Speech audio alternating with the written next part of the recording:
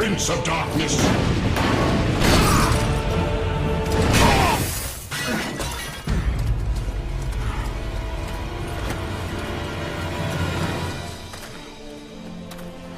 Christus vivit, Christus regnat, Christus ab omni malo te defendat, maledictiet excommunicati daemones, in virtute historum factorum Dei I was nomini. like you once.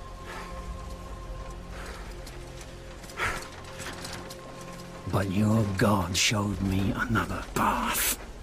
Messias, Emmanuel, Soter, Sabaoth, Hagios, Inkyros, Athanatos, Jehovah, Adonai.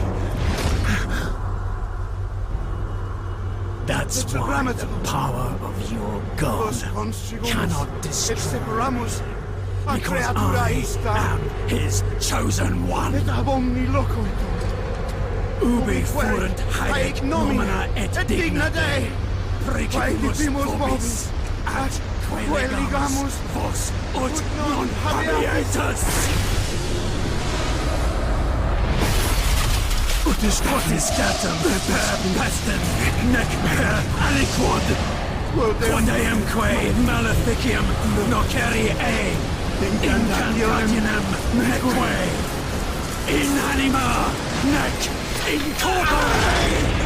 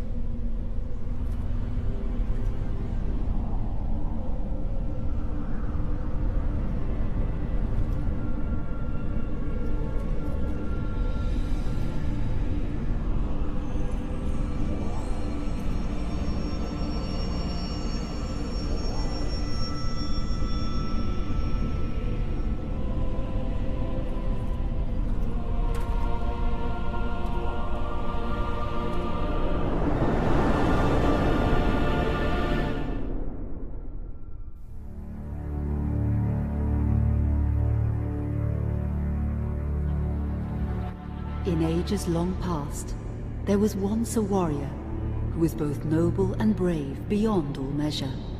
His deeds of heroism and skill in combat were legend. His name was whispered within the hallowed halls of men for countless generations. Yet now his name is lost, lost in the mists of time forever.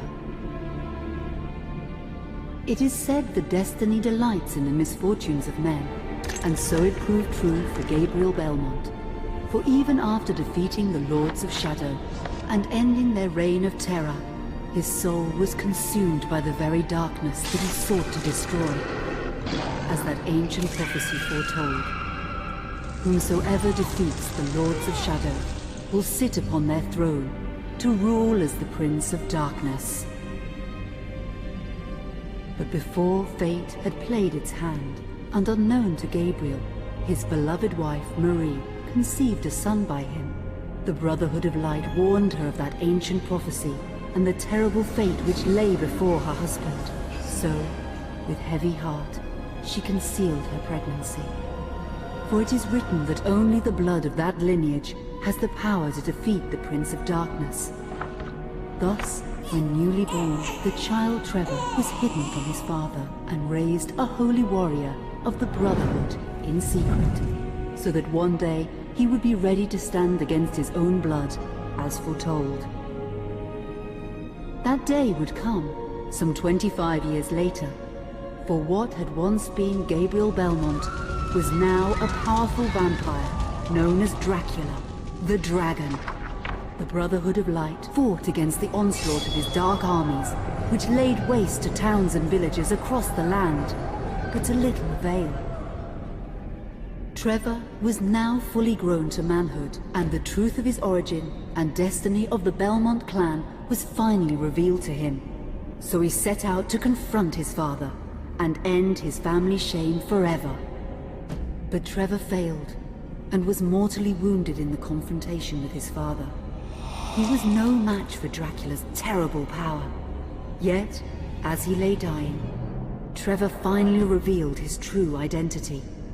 Dracula was driven mad with grief and rage over the revelation. He desperately sought to save his dying son by giving him his own lifeblood. But it was too late, or so he thought. Dracula buried his son within the walls of his great castle, and then swore bloody vengeance upon the world. Raising an army of creatures beholden only to him, he struck with fury and merciless cruelty at humanity. He vowed to hunt God's children for all eternity. But fate still had one last card to play. Dracula's blood had power, and that power now coursed through the veins of his dead son, slowly reviving him over many years, until one night he emerged once more into the world, not as a man, but as a creature like his father.